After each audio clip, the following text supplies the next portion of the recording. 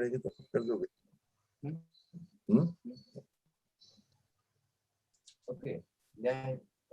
Okay, sir. We are live on YouTube. Yes, sir. So very good afternoon, everyone. I'm Dr. Prerna Bhardwaj, and I took this immense pleasure to welcome each one of you on the webinar entitled Self-Realization Through Yoga Meditation. And we are very honored that two great eminent speakers are among us. And this is the day which is very special for each one of us because this is International Day of Yoga. So Paramahansa Yogananda has said that yoga meditation is becoming one with the soul, with the self, and excluding and vanishing the limitations which human has, and at the end realize the existence of God. So with these words of Paramahansa Yogananda, we are very honored that the two speakers, Dr. Kedarnath Banerjee, who is eminent professor in spiritualism in Shul University, is among us. Welcome you, sir. Thank you very much. Also, we have Chancellor, Shul University and patron of Yogananda Center for Theology, Professor P.K. Khosla. Welcome you, sir. Thank you. We have Chairman, Yogananda Center for Theology, Mr. Vivek Atre. We have Dr. Lalit and other members of YCT faculties. So starting with the first talk, may I request Chancellor, Shri University and patron YCT, Professor P.K. Khosla, to kindly deliver the talk. Over to you, Khosla, sir. Okay, Verena, thank you very much. Our friend Vivek Atre, the chairperson of the Yogananda Center of Theology, Dr. Banerjee, our old friend, Prerna, and Lalit and other persons. I don't find many persons, till 20 persons are there for the lecture. But anyway, well, Prerna asked me to speak something on this occasion, the Yoga, International Yoga Day. Firstly, the yoga is a part and parcel of the Indian and Hindu heritage. Because in the material world, prior to that, we had the institutions, organizations, say about 5,000 years ago, the people were working with the yoga. If you look at the science of and the belief of your yogas, the Yukteswar Giri in his book, Holy Science, has made us to change our belief that we are continuing to live in the Kali Yuga era, and that the Kali Yuga has left behind in 1699, and in 1700 the Vapor ascending has started. If you look at the history at that time, prior to that, it was definitely a period of a dark period when there were Islamic invasions and no material life. Hindu kingdoms were fragmenting. These were dominated by the Islamic rulers. Mughal Empire has come, and everybody knows how Aurangzeb, the last, I would say, the most, in a way, what word I should use for him, but he went for mass conversion of the Hindus to Islam. His only aim was this. I was wondering if two movements then had not started, one the uprising of the Sikhs in Punjab through Guru Gobind Singh, and the other the Maratha, Shivaji Maratha from western side, we all would have been of Islamic religion, and we might not have discussed the topic today. In 707, in 1707, last he left, the Aurangzeb left his body, and that was also the time when the two sons of Guru Gobind Singh were buried alive for change of, they were asked to change their religion, but they did, those little boys didn't do. In a way, that was almost the major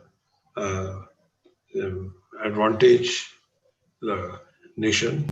I also know that my family of Khoslas, they had received a letter from the Aurangzeb, and because of his death, we could substitute the family by a barber who became Muslim on behalf of our ancestors, and we were feeding them. It was a compromise between the our ancestors and the barber families, that they will be converted to Islam and they will be taking care of their families. And they used to come annually to collect some money from. I have seen in my own younger age, I've seen my parents attending to them. Why I'm saying so? Because after that, there had been no stop. The Hindu civilization started flourishing. Although British were there, they didn't touch us as a religion, and many social movements started.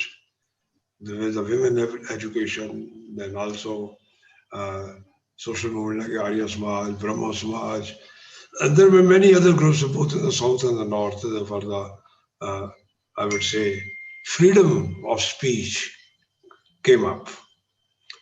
And by the time, and we all know that in the beginning of the 20th, in the mid of the 19th century, Babaji gave the meeting, the Hari Mahasaya meeting with Mahavatar Babajis, who had rejuvenated the science of Kriya Yoga and asked Hari Mahasaya to take it now for the householders, so that in the next century onward, there will be a revolution in the thought, and the most of the people will be going for spirituality and the meditation. And both East and West will be meeting soon. India, a country like India and others, they will be growing in material life, and the West will be growing in the Eastern knowledge, age-old knowledge of whether it's a Kriya Yoga or spirituality or any other technique, whatever it is.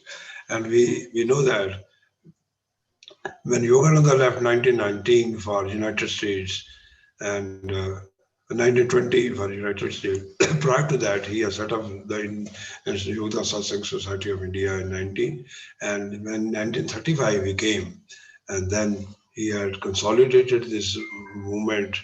Now when I became member, same way back in 1994, we were only a few thousand members, and those who are older than me, they also know so many people have hundreds and numbers, but now the number has reached new lakhs. It really, in all sides, the spirituality, these yogic events have taken place, and the very fact that now the Prime Minister of India has gone for the International Yoga Day, and this is the 7th Yoga Day in India.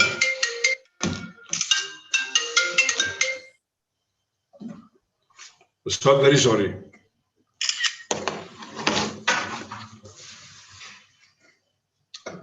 Okay, and now coming straight to the question of Hari Mahasaya,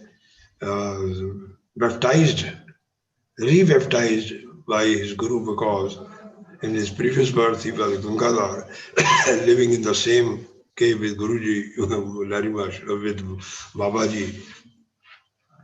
And what this technique is, he gave this technique to Yukteswar Giri, and Yukteswar Giri was also given one responsibility by the same legendary guru who is immortal and living in the Himalayas, they say in the Badrinath crags, that one day he will be sending a student to him, who was Paramahansa Yogananda, who would be taking this science to the Western world. And it did happen. When Yogananda became his disciple, that itself is a story. But anyway, immediately he knew how he was made to pass his graduation, to get a graduate degree, because he told him that a graduate monk from India will be more respected and will be easier for him to disseminate the Kriya Yoga or the yogic sciences among the Western people, especially the Americans. Then that society was very advanced as compared to the Indian way of life. So Kriya Yoga is a process of science in which the human blood is decarbonized. You're taking oxygen. You're not releasing the carbon dioxide. The oxygen is transmitted into energy, and that energy gives you rejuvenation of the body and the cell. And in return, you also have a bliss, and you enter from consciousness to subconsciousness to superconscious consciousness.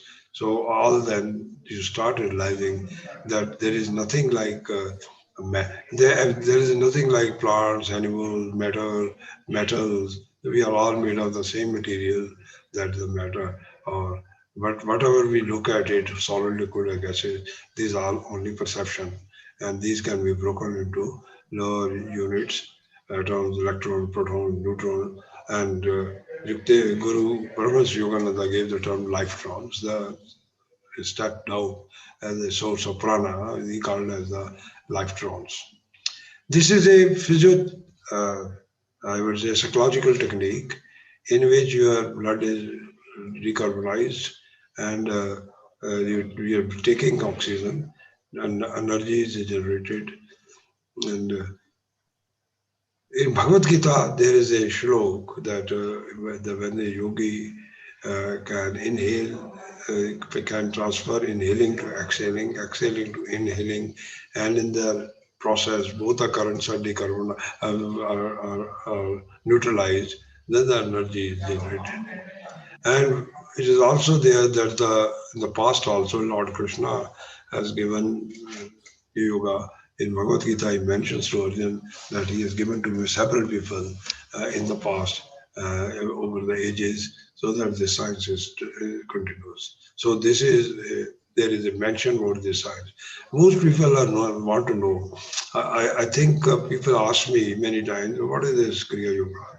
And can't we learn? So naturally, our reply is you can read. There is a chapter on the science of Kriya Yoga in the book Autobiography of a Yogi. Otherwise, because firstly we are committed not to do it, and secondly, if you are on an untrained hand, your body can accept the electric current up to 50 watt, and if you uh, do it on your own, and naturally this can affect your system, and all those things are there.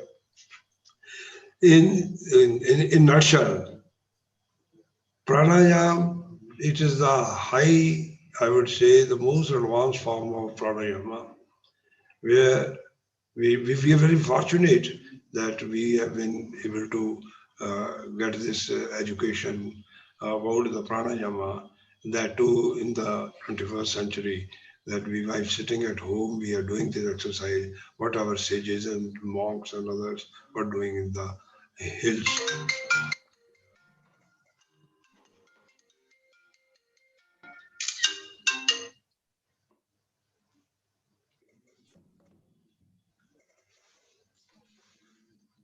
So our Yoga Satsang Society or the Self-Realization Fellowship, they have adopted Bhagavan Krishna, the great, I would say, the yogi.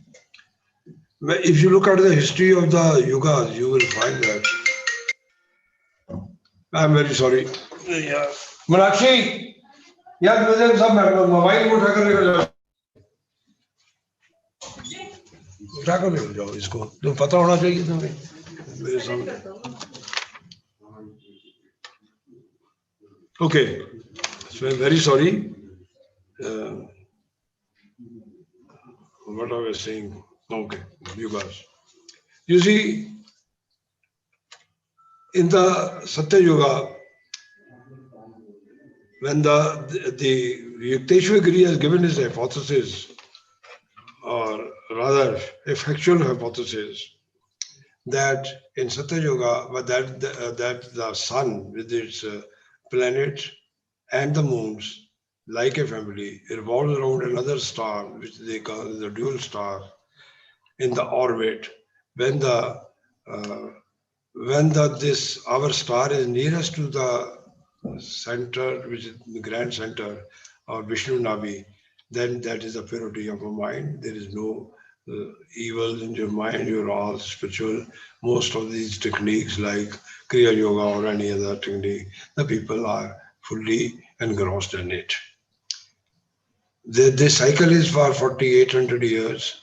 And then as the star, our sun starts drifting away from the grand center, then the distance, the second phase comes, and 1/4 of the spiritual life is lost, spiritual knowledge is lost, and 3/4 is left. Then they call it the Trita.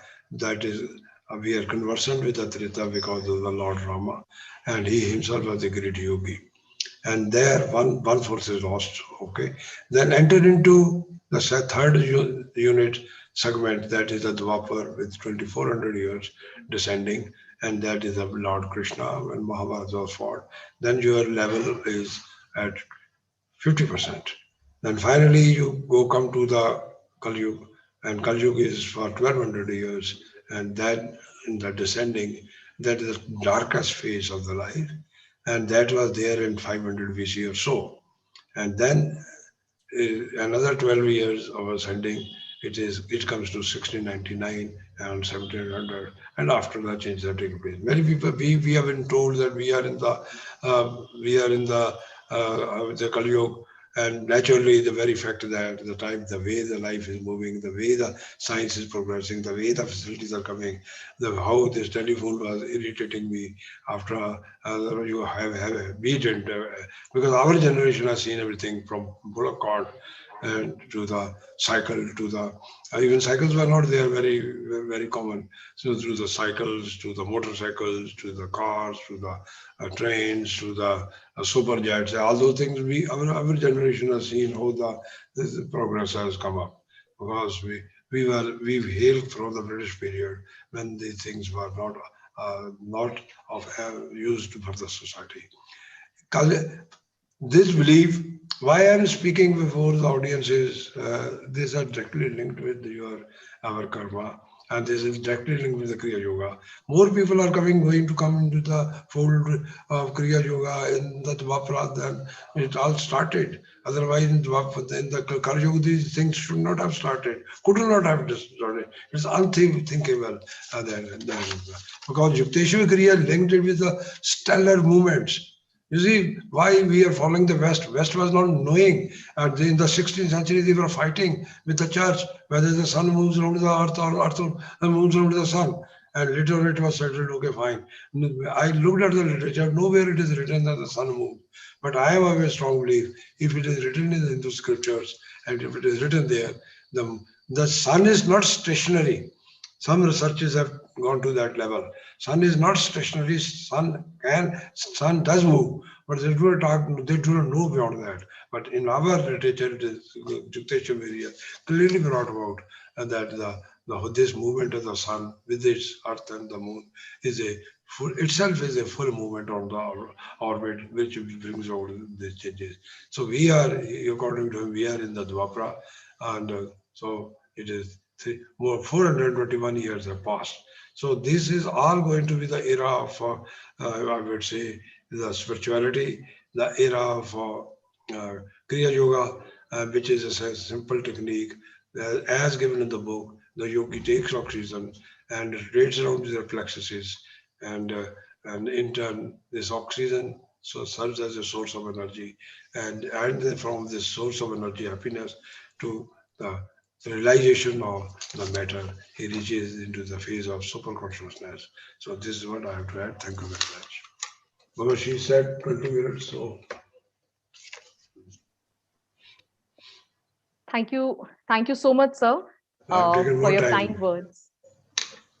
Sorry, I've taken more time because the telephone, mobile relation. I was so confused, I could not even shut it. Okay, fine. Oh, no, you spoke well. It was a good lecture.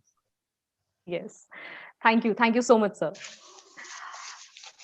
So next among us is Dr. Kedarnath Banerjee, who is BTech from IIT Mumbai and PhD in Economics and Management from Lisbon University, Portugal. And currently he is Professor Emeritus in Spiritualism in Shun University. He has worked with Tata as Technical Divisional Manager. He has started even a foundation for social services in 2000 named ADOPT. He was also the member of Planning Commission of India, was advisor to Uttarakhand government on social sciences, and he was the president on board of several companies. He even has authored several books related to spirituality. We are very honored, sir, that you are among us. Over to you, Banerjee, sir. Thank you very much for the invitation. It's a moment of pride to be speaking on this dais. And I must acknowledge the presence of Dr. Khosla, of Vivek, Mr. Vivek Atre and Lalit Sharma, and all of you friends who are not visible, but I know who are there. On the day when I've been asked to speak, the subject matter is meditation, because this is the International Day of Meditation. I will use slides to present my subject, and I have based myself on Patanjali Yoga Sutta, Gita, and Holy Science and other scriptures. Holy Science has been mentioned by Dr. Khosla several times because that is our foundation, and our Guru Paramahansa Yogananda also derived his knowledge from the book of Holy Science.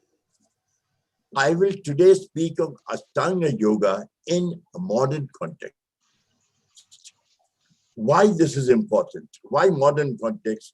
Now, if you see the scriptures are somewhere 2,000 to 5,000 years old. And the presentation, the language and examples are of those times, which we, our students and our young generation cannot connect with. So this needs to be translated or presented in a manner which is more understandable by the masses. आधुनिक समय में अष्टांग योग का महत्व. This is what is the essence of my talk today. Hindu darshan is very old. It is derivative of Shruti, Shravan, and Vedas. From there we derive into the six darshans: Sankhya, Yoga, Nyaya, Vaisheshika, Mimansa, and Uttar Mimansa. Uttar Mimansa is called also Vedanta. The nectarine of all this knowledge is given in the Upanishads. There are something 106, 108 Upanishads, but 11 Upanishads are the main. And if one can read these Upanishads, one can get virtually the entire knowledge given in the old scriptures. By the way, our holy science is also Upanishad. Upanishads were written and are being written even now by stalwarts and rishis and munis. They exist even in today's day on their perception of the knowledge. Gita is an Upanishad because it says in the Dhyan chapter itself, Sarva Upanishadu Gavo, Dogdha Gopalanandanam, Partho Vatsa, Sudhir Bhokta, Dugdha Gitamrita Mahatam. Gita is a nectarine assemblance of all the knowledge which is there in Darshan and Upanishad. The period of this literature is 800 BC to 300 CE. Can you imagine what old is this already? When you see this, we are not going into the Vedas. We are looking just at this section and we find and how to translate it in the modern parlance so that it is understandable to the present generation, the young generation. Now, to understand what is yoga, we must first understand what is the eternal quest. Because if this literature is 5,000 years old or even earlier, what is the eternal quest? The eternal quest of all living beings. Call it vegetation, call it insects, call it birds, bees, animals, and even human beings. What is that eternal quest which has led to this so much amount of knowledge which is there? The first and foremost eternal quest is food, shelter, and passion. If we look into it, and if you look close into our all actions, etc., they are related with food, shelter, and passion. Passion is a very big canvas. It is basically related to live and to create. If we go into the modern 1943 Maslow theory of human motivation, we will find that food, shelter, and passion, it starts with that, and then the creativity takes over. And from the creativity, we finally go towards peace, tranquility, and bliss. Our eternal quest at every level is peace, tranquility, and bliss. Sorry, there is a wrong printing there. Yoga and Ayurvedic medicine. These are attributed to Rishi Patanjali. Some say he was in 2 CE, or some people say he was there in 400 CE. Now, let's average it and say that he was there in 300 CE, and the Patanjali Sutra came up. The Patanjali Sutra is dedicated to mental well-being and physical well-being, both. That's why it is becoming important. Yoga Sutra has 196 sutras: Samadhipad, Sadhanapad, Vibhutipad, and Kaivalyapad. Translated, Samadhipad says what we are looking for. It explains in detail. Sadhanapad is once we have determined what we are looking for and what our internal system is asking for, how is to attain that is sadhana. If we do that, Vibhutipad relates what we can expect out of it. And finally, it says in the Kaivalyapad, what is that we attain and what is our ultimate goal and what is the siddhi or success. I'll come to it in a due course. What is yoga? Yoga, I'll give a short analysis of the word yoga itself. Unless we understand the word yoga, because all Sanskrit words have an inherent meaning in them, they are not given names. They have a meaning. Yoga means add or join. If it means add and join, what are we trying to add and join? It is to create harmony among pran, sharira, and chitta. The pran, sharira, and chitta, these three combine together and make what we are. Just a moment, close our eyes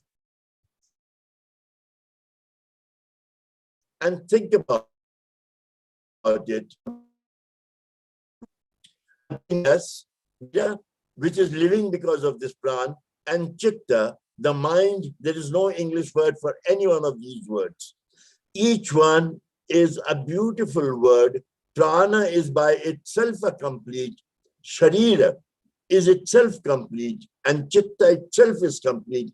All together make what I am. And chitta is very dynamic. Pran and sharir can be left behind, and chitta can go roaming. We have read in books after books, literature after literature, that one can leave the sharir and the pran here on the earthly level, and the mind can go, or the chitta, I use the word mind, that is the best available in English. It can go from anywhere to anywhere. And Lahiri Mosai has visited England, his boss's ailing wife, and he came back and reported the matter. It is his chitta. When his pran and sharir was here, what traveled? Chitta is frantic. Our mind also travels like that. Sometimes we are newly married and the wife has gone home. We travel there and we try to imagine ourselves there. Or when I'm sitting in the class and I'm hearing a lecture, I think of what is happening to my bicycle, which is lying below. It is stolen. Or mandir mein jaake juta ki chinta karte hain. See, the mind is traveling. It is not constantly in my body all the time. It is traveling. And that creates the thought.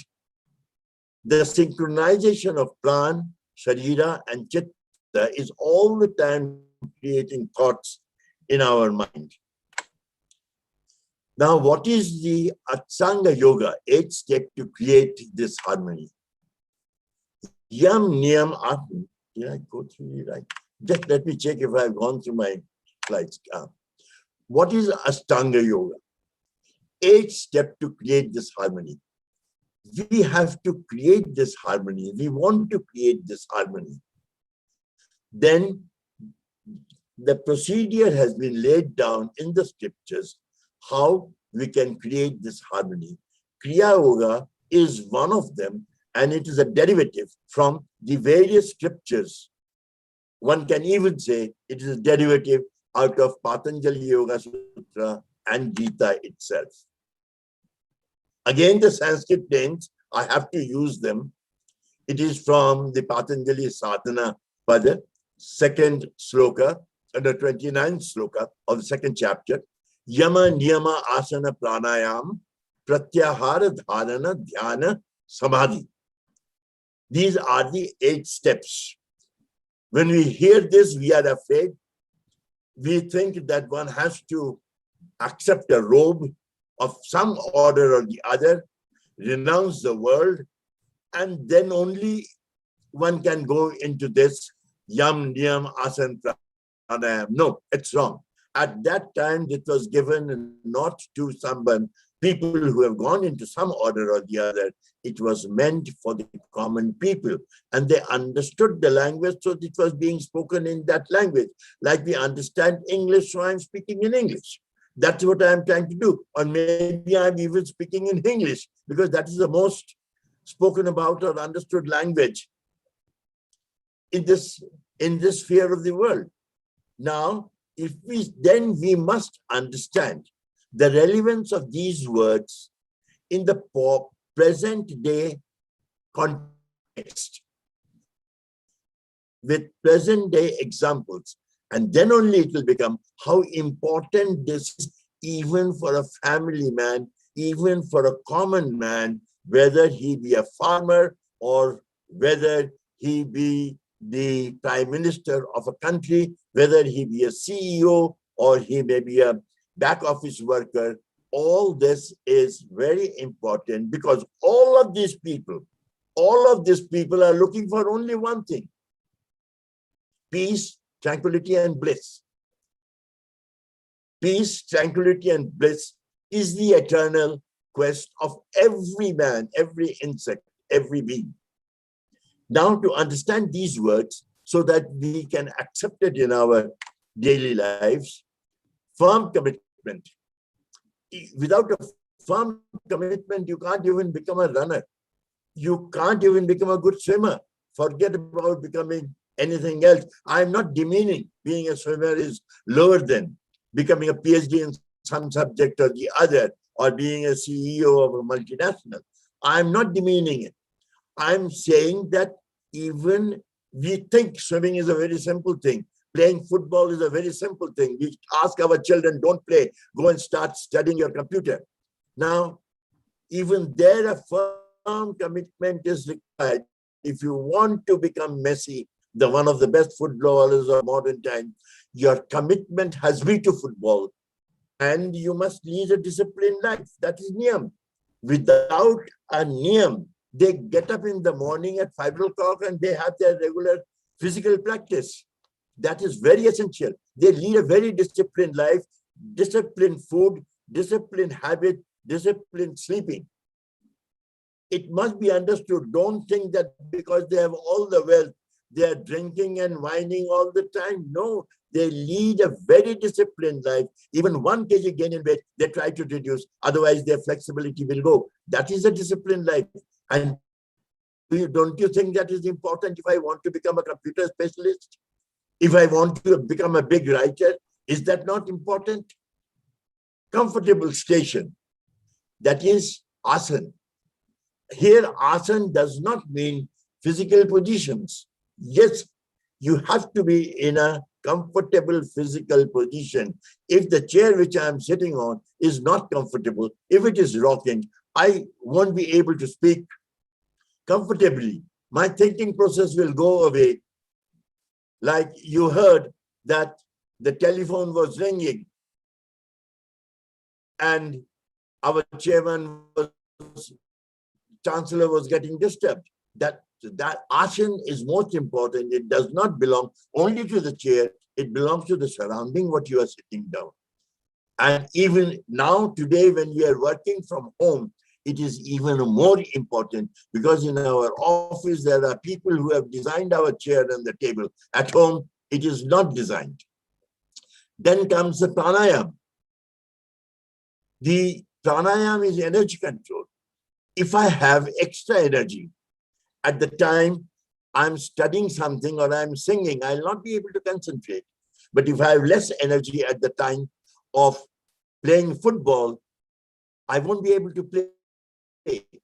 So this energy control, so that I can channelize my energy with my breathing, because breath is the energy that brings in. So this one has to learn how to control the energy. That will make it essential that we stay away from distraction. When I'm taking a ball towards the goal, the audience is shouting, roaring. If my attention goes towards that, I'm distracted. I'll not be able to go score a goal. Think about it. When I'm swimming to the end and I'm distracted, when I'm writing a book, if I'm distracted. So distraction is pratyahar. Pratyahar is not renunciation. It is very wrongly explained. Pratyahar is release from distraction. Then we have the dharan. All this knowledge you have to hold in your sharira, in your mind. Without that, you cannot go to the next station, which is dhyan, the power of concentration. You cannot concentrate unless you have all the previous 5 qualities ingrained and they become part of your body. Till then, you can't do it. And that will lead you to success.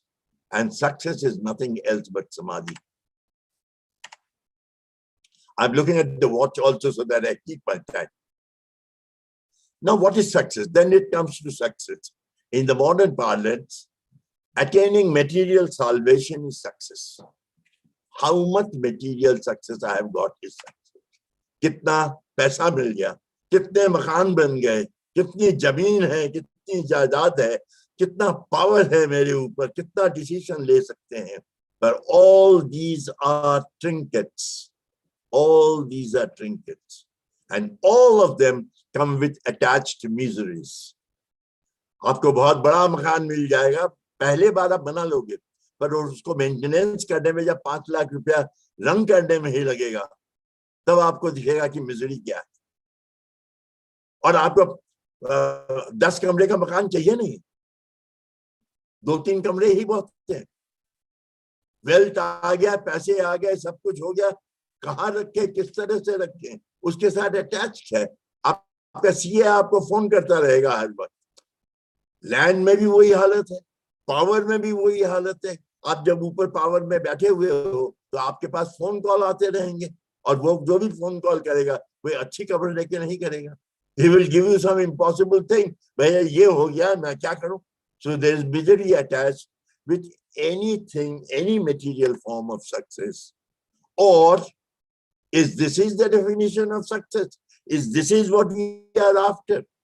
Or are we after? I will read now from Patanjali. Purushartha Sunyanam Gunanam Pratiprasava Kaivalyam Swarupa Pratishtha Vachitta Sakti Iti. What is that we want to attain?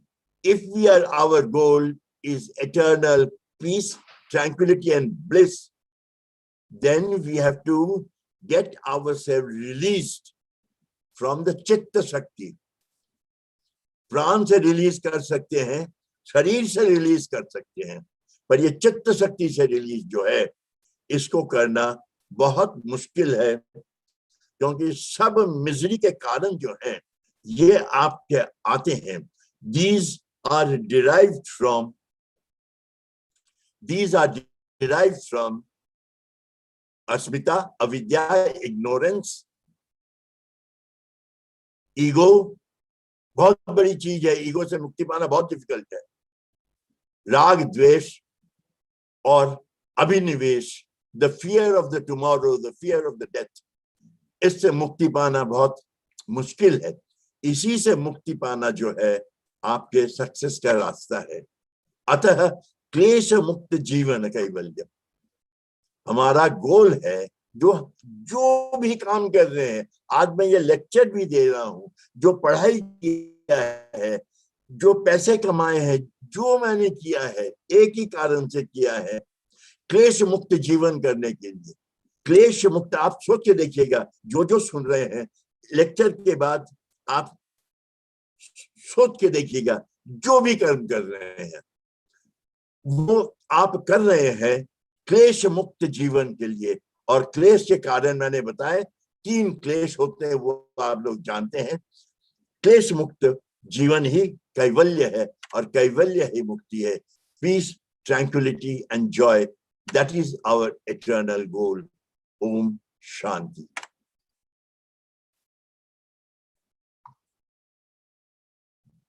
And yoga leads us to it. Don't think that the Western world is in love with us. Don't think that the Western world loves Modi ji, that they have accepted yoga internationally and even given an International Yoga Day. It is because they have made the studies and they have found what is the strength in the yoga, what is strength in the scriptures, and how we can move towards individually. Forget about the nations, they will keep fighting. Individually we can be, even living in this world, we can move towards peace, tranquility and bliss. Thank you very much. I have taken 21 minutes. Prerna, over to you. Okay, so thank you so very much. Thank you for the very deep learning. Now we have Thank you very much. Mr. Chairman, YCT. May I request you, sir, to kindly present vote of thanks. Over to you, Atre, sir. Thank you, Dr. Prerna, for organizing this session today, this webinar, and the whole team of Yogananda Center for Theology. It is indeed a wonderful occasion today, the International Yoga Day. और ये दिवस जो है ये विश्व भर में मनाया जा रहा है, और इसमें भारत की पहल है. भारत ने सबसे ज्यादा अधिक योगदान दिया, और वैसे भी योग जो है वो भारत से ही उत्पन्न हुआ है. और योगानंदा सेंटर फॉर थियोलॉजी किन के नाम पे है, इसके बारे में दोनों स्पीकर्स ने बहुत ही अच्छा बताया। इससे पहले कि मैं स्पीकर्स पर आऊं, थोड़ा सा कॉन्टेक्स्ट। परमहंस योगानंद जी 1920 में अमेरिका गए, 27 साल की उम्र में, और 30 इयर्स वहां पे रहे। सिर्फ 1 साल के लिए बीच में इंडिया आए, and he was able to convince thousands of Americans and global citizens about yoga. And his autobiography of a yogi is the greatest Bible of yoga meditation. The reason why we should turn towards God and the purpose of life. He was the greatest ambassador of yoga in the world. And today, of course, the government of India has recognized his contributions. And let me come to the two speeches by Dr. P.K. Khosla first, who drew heavily upon the holy science. The book by Sri Yukteswar Giri, the guru of Paramahansa Yoganand ji. And Yukteswar Giri ji's book is not a very thick volume. I am trying to read it for the third time. Why I say I'm trying to read it is because human intellect is limited.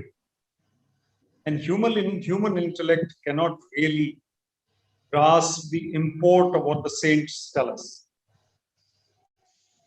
Intuition, inner cognition will probably help us more. If we read it again with reverence again and again, we will understand some of it. Dr. Khosla very rightly said that the yugas have been misinterpreted by mankind, by science. The need for practicing yoga, the importance of the quest for the divine, and very much as he said, the path laid down by Mahavatar Babaji, which was revived for this age when he gave the Diksha of Kriya Yoga to Lady Mahashaji, who later passed it on to his disciples, of whom Sri Yukteswar Giri was the foremost, and then whose disciple Paramahansa Yoganand ji was the foremost disciple. Kriya Yoga is the aeroplane route, is the scientific route, is the real yoga. Of course, there are many forms of yoga and all are true and real. Kriya Yoga is a higher science, the metaphysical science for body, mind, and soul. Thank you, Dr. Khosla, for your wonderful talk and lecture. We are very happy that today we could invite you to speak on yoga on this very important occasion of International Yoga Day. Otherwise, normally, Dr. Khosla and I are welcoming the speakers, but today as a speaker, I think Dr. Khosla did a great job with his words and message. Dr. Kedarnath Banerjee, I have heard him speak before, and he is a wonderful orator. He is a great thinker. He is a close friend of one of our very senior monks of Yogoda Satsang Society, Swami Krishnanand Giri, and Dr. P.K. Khosla also is very close to him. We missed Swamiji on this occasion. I'm sure we will send him this video. But I think he would have been very proud of his friend, Dr. Banerjee. And I think you spoke meticulously, succinctly, powerfully, impactfully, intensely. And I think your PPT, your slides were very well thought out. In a short span of 20 to 25 minutes to give the gist of yoga and the purpose of life, correlating it with Patanjali's Yoga Sutra, and banking heavily on the fact that our life ultimately is a quest for the divine. And as one of our Swamiji says in his satsangs, this is a school, and Guruji also mentioned, we cannot go from this cycle of birth and rebirth by failing in our studies in this school. We have to pass. Only then we leave this school and this rebirth, which means that we have to find the divine. That self-realization for which we all search. And I was very happy that you correlated it with something which we consider to be a materialistic theory of Maslow's hierarchy. But he too talks of self-actualization as the highest goal.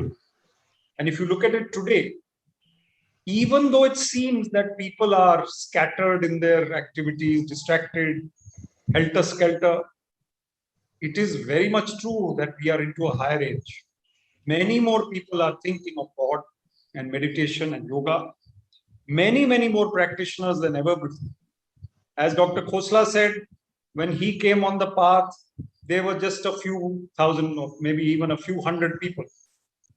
Today, there are hundreds of thousands of people following the path of Yogoda Satsang Society, Self-Realization Fellowship, and other spiritual paths.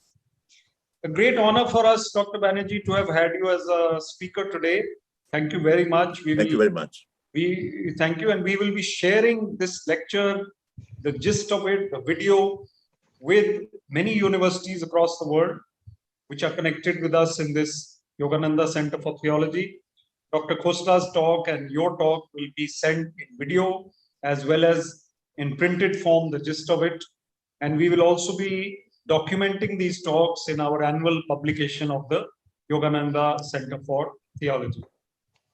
I would like to thank both the speakers. It is time to close, but I must say that our webinars are very uplifting.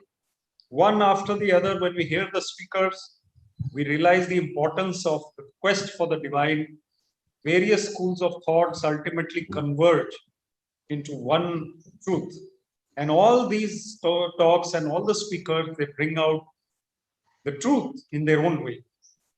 I was very honored to be speaking the day before yesterday on the occasion of Yoga Day 2 days before at a webinar organized by Delhi University, the Department of Philosophy, by Dr. Bala Ganpati, who was our speaker in our webinar earlier. So I was invited as chairman of the Yogananda Center for Theology.